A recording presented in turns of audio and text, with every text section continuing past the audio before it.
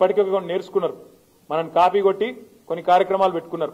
రైతు బంధు అని మనం పెడితే ఓ 2 ఏళ్లకు వాళ్ళు మేల్కొన్నారు. కేసీఆర్ 2018లో స్టార్ట్ చేస్తే 2 ఏళ్లకు వాళ్ళు మేల్కొని అప్పుడు పెట్టిండ్రు పీఎం కిసాన్ అనే ప్రోగ్రాం పెట్టుకున్నారు. మనం మిషన్ భగీరథ అని పెట్టుకుంటే దాని కాపీ కొట్టి జల జీవన్ మిషన్ అని వాళ్ళు ఏదో పెట్టుకున్నారు. సంతోషం, నేర్చుకోండి, తప్పేం లేదు. ఇక్కడ తెలంగాణ దేశానికి పాఠాలు చెప్పే స్థాయికి ఎదిగింది అంటే తప్పకుండా తెలంగాణ బిడ్డలుగా మేము కూడా గర్విస్తున్నామనే మాట ఈ సందర్భంగా విజ్ఞప్తి చేస్తా ఉన్నా. కానీ చేయగలిగితే మంచి పని చేయండి, చేయగలిగితే 4 పైసలు ఇవ్వండి. ఒక ఆయన అంటాడు, హుజురాబాద్లో ఎన్నికలు ఉన్నాయని చెప్పి తెలంగాణ ప్రభుత్వం డబ్బులు విడుదల చేస్తున్నది, కోట్ల రూపాయలు విడుదల చేస్తుంది అంటుండు.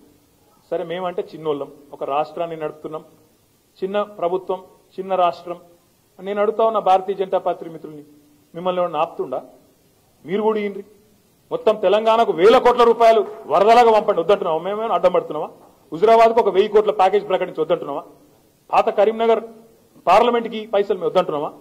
మీరు ఇయ్యకుండా ఇచ్చటోని మీద మళ్ళా ఎటకార మాటలు మాట్లాడుకుంటా తెలంగాణ రాష్ట్ర సమితి ప్రభుత్వం 7 ఏళ్లలో ఏ పల్లెకు డబ్బులు ఇవ్వలేదు, ఏ గల్లీకి డబ్బులు ఇవ్వలేదు, ఏ ఇంటికి సాయం చేయలేదు.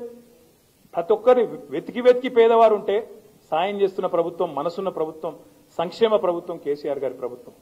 నా విజ్ఞప్తి మీ అందరితో కూడా ఒకటే, చాలా మంది చాలా మాటలు మాట్లాడుతుండొచ్చు, కానీ కేసీఆర్ గారు బయటికి వెళ్లి 4 జిల్లాలు తిరగగానే మళ్ళీ చాలా నోళ్లు మూతపడ్డాయి. ఎక్కడోళ్ళు అక్కడ మళ్ళా నోరు మూసుకున్నారు.